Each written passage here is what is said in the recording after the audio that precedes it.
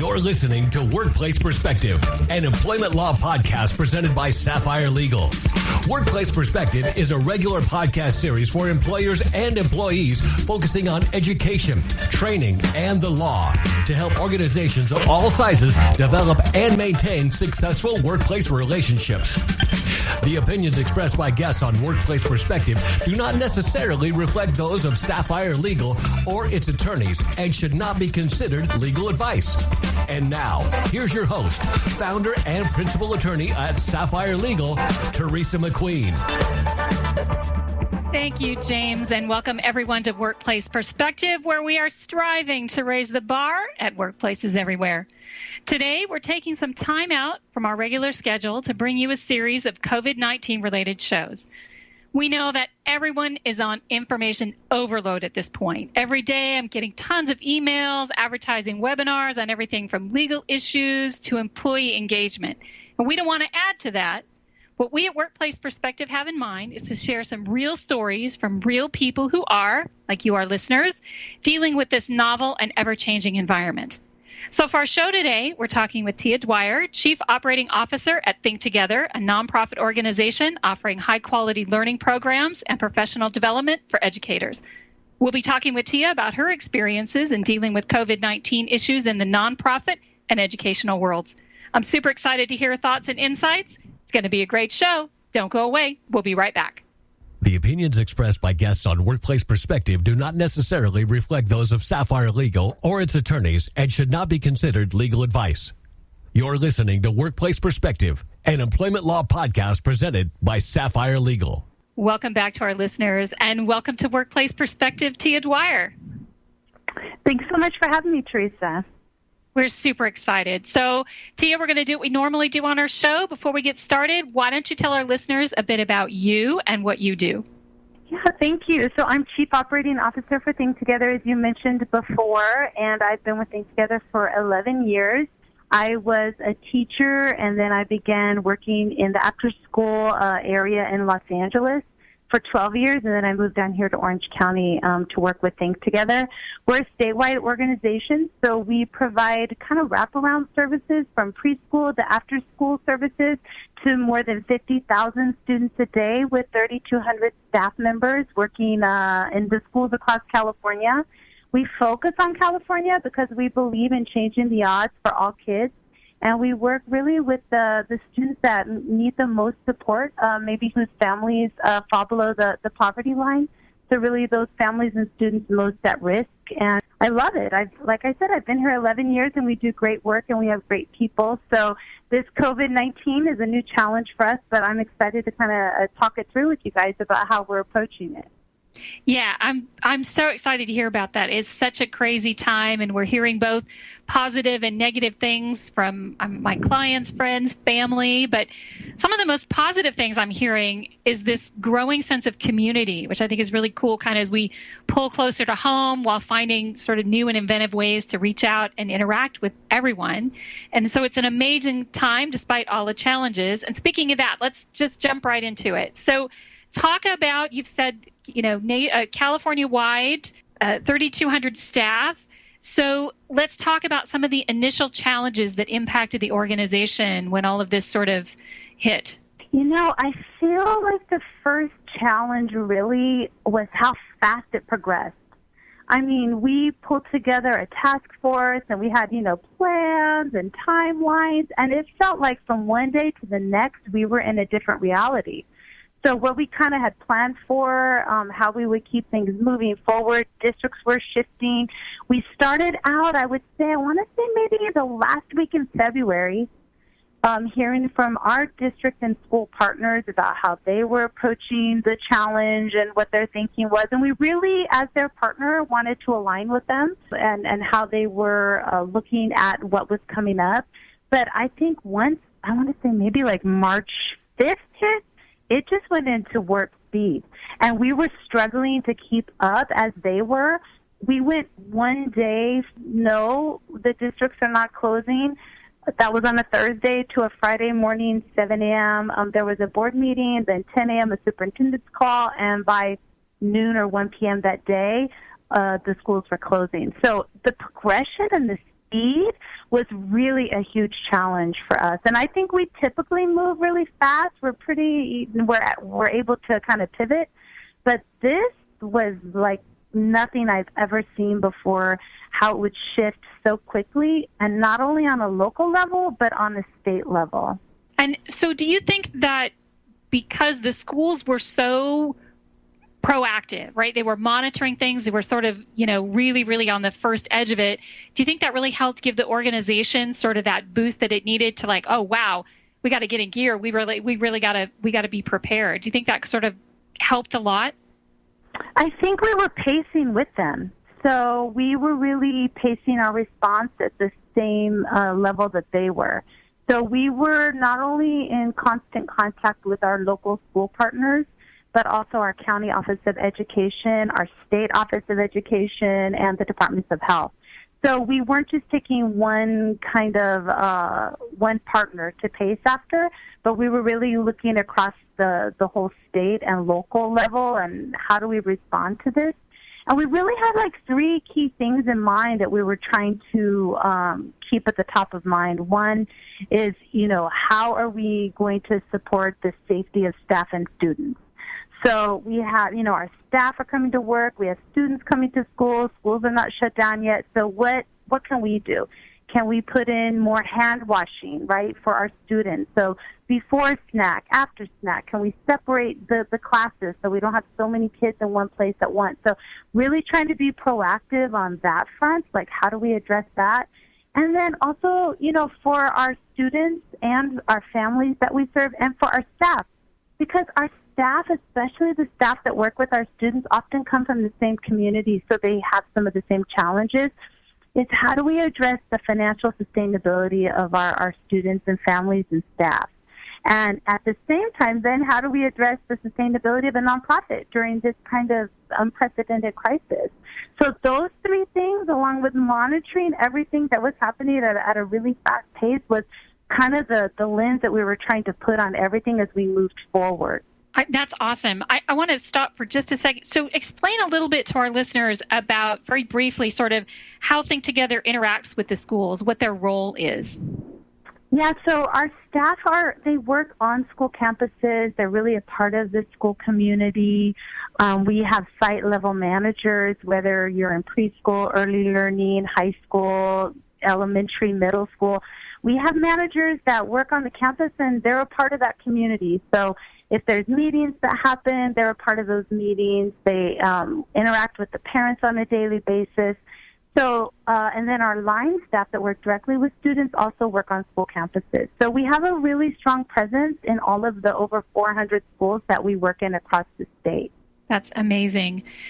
And now you also have staff issues though as well, right? So you have employees facing the schools that are interacting on the school properties, but then the organization is quite large across the state. So you've got hub offices, right?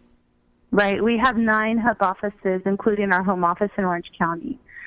So, yeah, then you have to kind of manage staff's fear, anxiety, and we really early on made a commitment that as long as we were serving students in the schools, so if schools and county office of health said it's safe to be in the schools, and we were going to keep our offices open.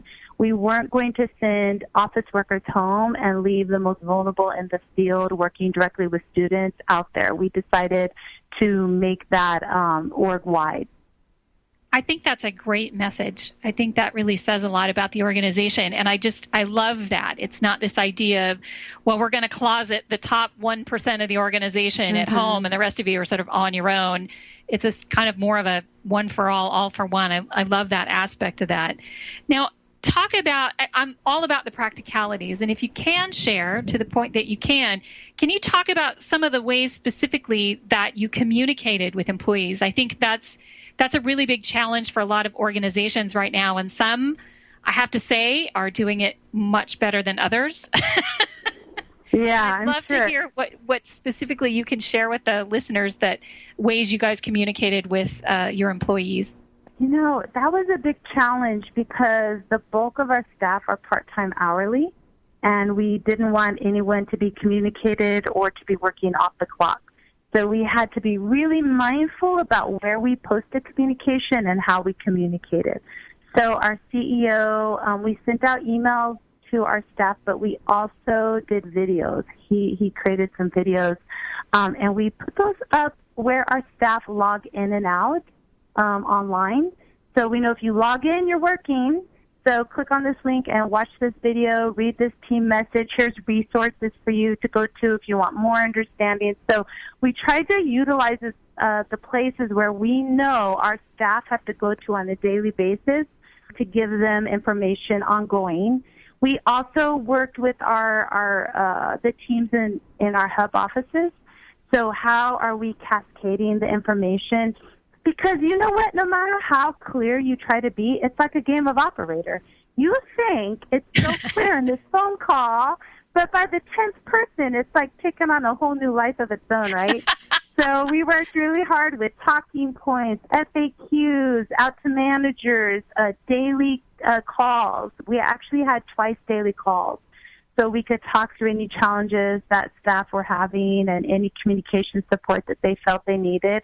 I can't stress enough, like, you cannot over-communicate in this type of scenario.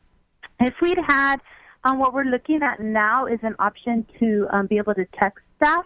So we could text them during working hours, like a quick text. But we also are relying on our supervisors to call staff, check in with them, how are they doing, direct them when they log in to watch a video, read a text. And then we have an LMS, so online learning, and we would assign them videos to watch during their shifts that would also come from our CEO and home office.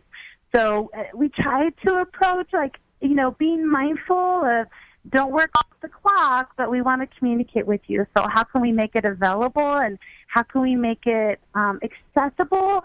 And I don't just mean accessible from where you can access it, but accessible in a way that this translates into providing you valuable news that you need from the organization. I think that's awesome. And I love the practicalities of that, being where they are, being where the employees are, where it's easy to access. And I think you kind of delved into it a little bit, but I think that, in a lot of places, a lot of people, this is like the first full week of this working from home environment that some people are used to, some people are not. And you mentioned learning activities and things like that. Is that sort of what you're doing with regard to keeping the employees engaged and managing this remote work? Yeah, I would say we're at the front end of that. So we have plans to keep them engaged. Right now, we're focused on our staff. We want them to be able to reach out to our families and our school partners. And we want to find out how our families doing, how our students doing, what kind of support can we provide you, and looking at, do we provide something that our staff do online for students? Do we connect with them that way? Do we do packets maybe that families could pick up when they're able to? So we're looking at it from a staff perspective, and then also from a student and our families that we work with. And I would say we're in the kind of planning phase of that. Again, we thought originally Friday of last week, I think it was, and may have been maybe Monday, we thought school districts were going to open up like a center where families could come for support, but now we know that that's been shut down by the governor. So, we're just, again, the fast pace and how things are moving forward quickly and evolving. We're trying to keep up with that and yet plan for the future. And it feels like, this is going to be maybe a new normal, where you may be on quarantine for a while and then maybe not, and then on quarantine for a while. So trying to think through, what does that look like? How do we keep staff engaged? Ironically, February is our annual time where we do staff engagement surveys, and we normally look at the data in March. So we still want to move forward with our plans like we always do, but kind of knowing, this is a different way to keep staff engaged when you can't really talk to them and sit down with them and grab a cup of coffee and chat about how their day was or how their lives are. It's different. Yeah, I do think it's this new norm. We're going to take a quick break, and when we come back, we're going to hear more from Tia about navigating this new normal as we work through the workplace impacts of COVID-19. Stay with us. We'll be right back. COVID-19, better known as coronavirus, has spread throughout the world. There are a few ways to help lower the spread of this respiratory disease. Wash your hands. Avoid touching your face, including mouth, nose, and eyes. Cover your coughs and sneezes. Monitor your symptoms and consult with your doctor. Stay at home and away from other sick people except for medical care. Clean and disinfect high-touch surfaces. For more information, please visit cdc.gov/COVID-19. Thank you. If you enjoyed today's show, do this. Share us, like us, give us a review on your favorite podcast app. It means a lot to us, and it ensures more people tune in and raise the bar at workplaces everywhere.